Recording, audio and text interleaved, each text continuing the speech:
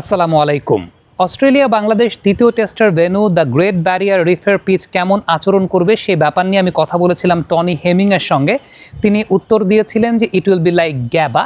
তবে শুধুমাত্র টনি হেমিংয়ের কথার উপর রিলাই না করে এই ব্যাপারে আমি ফার্দার গবেষণা করেছি, কারণ একটা অঞ্চলের পিচ কেমন আচরণ করবে সেটা কিন্তু ডিপেন্ড করে বছরের কোন সিজনটা চলছে সেই সময়টাতে, তার উপরও। এই ব্যাপারটা নিয়ে আমি বিস্তারিত আলোচনা করব এই ভিডিওতে। তার আগে ছোট্ট একটা ব্যাপার বলে নেই, সেটা হচ্ছে ডারউইন টেস্ট শুরুর এক সপ্তাহ আগেই অনফিল্ডের বিভিন্ন ভিডিওতে আমরা কিন্তু আপনাদেরকে বলার চেষ্টা করছিলাম যে এই টেস্টটাতে বাংলাদেশ আপার হ্যান্ডে থাকার সম্ভাবনা আছে। এর পেছনে সবচাইতে বড় কারণটা ছিল যে ডারউইনে খেলা হচ্ছে, কারণ ডারউইন আসলে রিয়েল অস্ট্রেলিয়ার মতো কন্ডিশন না। কারণ রিয়েল অস্ট্রেলিয়া বলতে বোঝায় যে অস্ট্রেলিয়ার সাউদার্ন পার্টটা, ডারউইন হচ্ছে অস্ট্রেলিয়ার নর্দার্ন পার্টটা, এবং এখানে নর্দার্ন ট্রপিক্যাল অঞ্চলে মূলত ইন্দোনেশিয়ার পাশে অবস্থিত ডারউইন। এবং এই কারণগুলো ডিকোড করেই কিন্তু অনফিল্ডের পর্দায় আমরা আপনাদেরকে বলছিলাম যে এই টেস্টটাতে বাংলাদেশ আপার হ্যান্ডে থাকবে। এবং আপনি যদি অস্ট্রেলিয়ার ম্যাপটাকে একটু লক্ষ্য করে দেখেন তাহলে এখানে প্রায় 95% খালি থাকে, কারণ প্রায় 70 to 85% থাকে হচ্ছে মরুভূমি, এবং এখানে স্থায়ী কোনো নদী নাই দেখে পানির সোর্স নাই, এবং জমি খুবই অনুর্বর থাকে। সো মানুষ বসবাস করে আসলে কোস্টাল এরিয়াগুলোতে। সো একদম নর্দার্ন ট্রপিক্যাল অঞ্চল যেখানে ডারউইন অবস্থিত সেটা পুরোপুরি আসলে বাংলাদেশের মতোই কন্ডিশন, যেখানে উইন্টার সিজনও টেম্পারেচার থাকে আসলে 29 to 30 ডিগ্রি সেলসিয়াসের মতো। এখন দ্য গ্রেট ব্যারিয়ার রিফ সেটা আবার নর্দার্ন ইস্টার্ন অঞ্চলে অবস্থিত, এখানকার টেম্পারেচার আবার অপেক্ষাকৃত একটু ঠান্ডা।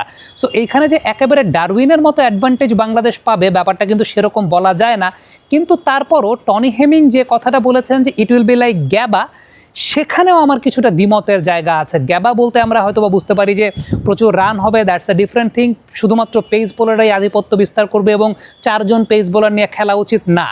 এখানেও স্পিনারদের কিছু কার্যকারিতার জায়গা আছে বলে আমার কাছে মনে হয়, সেটা প্রিভিয়াস হিস্ট্রি দেখে আমার কাছে সেই বিষয়টা মনে হয়েছে। বিশেষ করে গত বছর এই ভেন্যুতে বছরের এই সময়টাতে ইন্ডিয়া আন্ডার 19 এবং অস্ট্রেলিয়া আন্ডার 19-এর মধ্যকার একটা টেস্ট ম্যাচ হয়েছিল, ইউথ টেস্ট ম্যাচ।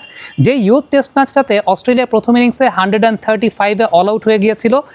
ইন্ডিয়া আবার তাদের ফার্স্ট ইনিংসে 171-এ অল আউট হয়ে গিয়েছিল। অস্ট্রেলিয়া তাদের সেকেন্ড ইনিংসে 116-তে অল আউট হয়েছে, ইন্ডিয়া সেটাকে চেজ করেছে 84 for 3। অর্থাৎ অনেকটাই ইন্ডিয়া তাদের হোম কন্ডিশনের একটা ফেভারেবল টাইপ অফ কন্ডিশন পেয়েছে এই জায়গাটাতে। যেখানে আপনি খেয়াল করে দেখবেন যে প্রথম ইনিংসে 3টা উইকেট পেয়েছিলেন খিলান Patel, left arm orthodox spinner, যিনি 23 রান দিয়ে 3টা উইকেট পেয়েছিলেন। ইভেন অস্ট্রেলিয়ার একজন স্পিনার যার নাম হচ্ছে অসবর্ন, তিনি 22 রান দিয়ে 2টা উইকেট পেয়েছিলেন। সেকেন্ড ইনিংসে ইন্ডিয়ার লেগ স্পিনার নমন পুষ্পাক, তিনি 3টা উইকেট পেয়েছিলেন 19 রান দিয়ে। অন্যদিকে খিলানও 36 রান দিয়ে 1টা উইকেট পেয়েছিলেন। হ্যাঁ, পেস তো ডেফিনেটলি কাজ করবে, কিন্তু অস্ট্রেলিয়ার যে কোনো ভেন্যুতে স্পিন কাজ করবে না ব্যাপারটা কিন্তু সেরকম না। যারা চিন্তা করছেন যে 4 পেসার নিয়ে খেলবেন, ব্যাপারটা আসলে সেরকম না। স্পিনারদের কার্যকারিতা কিন্তু এই জায়গাটায় আছে।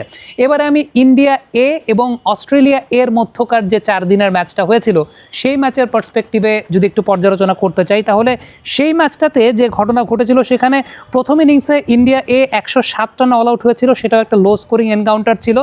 অস্ট্রেলিয়া আবার 195 রান অল আউট হয়ে গিয়েছিল।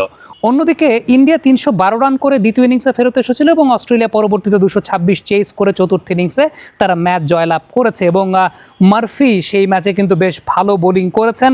প্রথম ইনিংস এবং দ্বিতীয় ইনিংস দুটাই যদি চিন্তা করেন, অস্ট্রেলিয়ান স্পিনার মার্ফি তিনিও এখানে ভালো বোলিং করেছেন। যদিও ইন্ডিয়া আসলে স্পিনার খেলায় নেই এই ম্যাচটাতে, ইন্ডিয়া এই ম্যাচটাতে পেসারই খেলিয়েছে। এবং আমার কাছে মনে হয় ইন্ডিয়ার হারের পেছনে অন্যতম বড় কারণটা হচ্ছে ইন্ডিয়া এই ম্যাচে স্পিনার খেলায় নাই, ইন্ডিয়া এই ম্যাচে পেস বোলারই খেলিয়েছে। অন্যদিকে ইন্ডিয়া আন্ডার 19 টিম জয়লাভ করেছিল অস্ট্রেলিয়া আন্ডার 19-এর সঙ্গে এই কন্ডিশনটাতে, it's because they had their spinners. তাদের স্পিনাররা কিন্তু থার্ড বা ফোর্থ ইনিংসে গিয়ে ডমিনেট করেছিলেন। দেখেন, বাবা এত এনার্জি কই পাও? এই পাওয়ার চুমুকে অ্যাকশন। ছোট্ট একটা কথা আমি বলি, সেটা হচ্ছে আপনার মনে আছে কিনা ডারউইন টেস্টে মেহেদী হাসান মিরাজ একদম চতুর্থ দিন যদি চিন্তা করেন, অফ স্ট্যাম্পের সামান্য বাইরের একটা জোন থেকে অস্ট্রেলিয়ান ব্যাটারদেরকে বারবার কনফিউজ করে ফেলছিলেন। বল টার্ন করছিল, আনইভেন হচ্ছিল, একটু অন্যরকম আচরণ করছিল, কোনোটা স্কিড করছিল, টার্ন করছিল। এটা আসলে মূলত কী ছিল জানেন? এটা মেহেদী হাসান মিরাজ একটা হার্ড ক্র্যাক খুঁজে পেয়েছিলেন। অস্ট্রেলিয়াতে তো সফট ক্র্যাক হয় না, হার্ড ক্র্যাক হয়। এবং এই হার্ড ক্র্যাকটা কীভাবে খুঁজে পেয়েছিলেন জানেন? ওই পাশ থেকে মানে আপনি যদি ওই পাশ থেকে চিন্তা করেন যে বোলিং যদি করা হয় সেটা বাঁহাতি পেস বোলারের ওভার দ্য উইকেট এবং মিচেল স্টার্ক আসলে যত জোরে ফলো থ্রু দেন এবং খেলাটা 4 দিন গড়িয়েছে, মিচেল স্টার্ক 2 ইনিংস বোলিং করেছেন, পিচের ওই পোর্শনটাতে একটা ক্র্যাক স্থাপন হয়ে গিয়েছিল এবং একটা হার্ড ক্র্যাক, সেটা মিচেল স্টার্কের ফুটপ্রিন্টের বা ফুটমার্কের কারণে।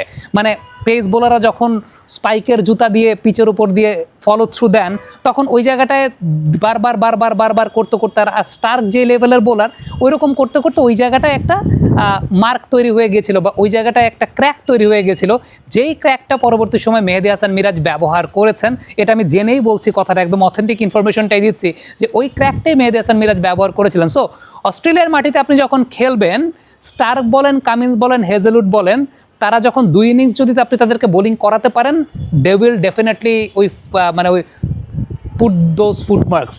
এবং স্টার্ক যে ফুটমার্কটা রাখবেন সেটা মিরাজের সুবিধা হবে, কামিন্স হেজেলউড যে ফুটমার্কটা রাখবেন সেটা অন্যদিকে তাইজুল ভাইয়ের সুবিধা হবে। সো আপনি যদি চিন্তা করে থাকেন যে এই জায়গায় আপনি স্পিনার খেলাবেন না, তাহলে সেটা সম্পূর্ণ ভুল চিন্তার জায়গা। এবারে গত বছর এই ভেন্যুতে যে ওয়ানডে ম্যাচ হয়েছে সর্বশেষ, সেই ওয়ানডে ম্যাচের স্ট্যাটিস্টিক্স যদি একটু পর্যালোচনা করি, অস্ট্রেলিয়া আগে ব্যাটিং করে 431 করেছিল 2 উইকেটে।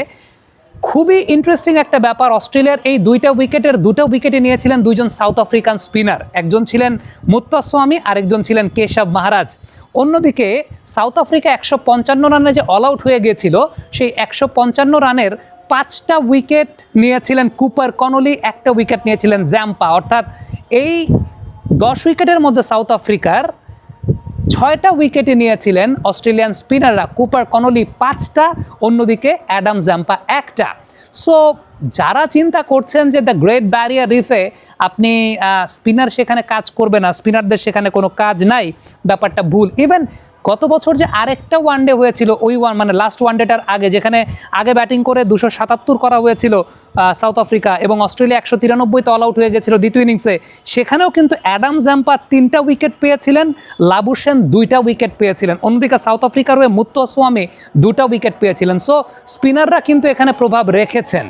সো এই ভিডিওটার সামারিতে আমরা একটা বিষয় আসতে পারি, সেটা হচ্ছে আপনি যদি সর্বশেষ ওয়ানডে সিরিজটা দেখেন, তাহলে সেই জায়গাটাতে অস্ট্রেলিয়া যেখানে 431 করেছিল, 2টা উইকেট গিয়েছিল, 2টা উইকেটের 2টাই স্পিনাররা নিয়েছিল।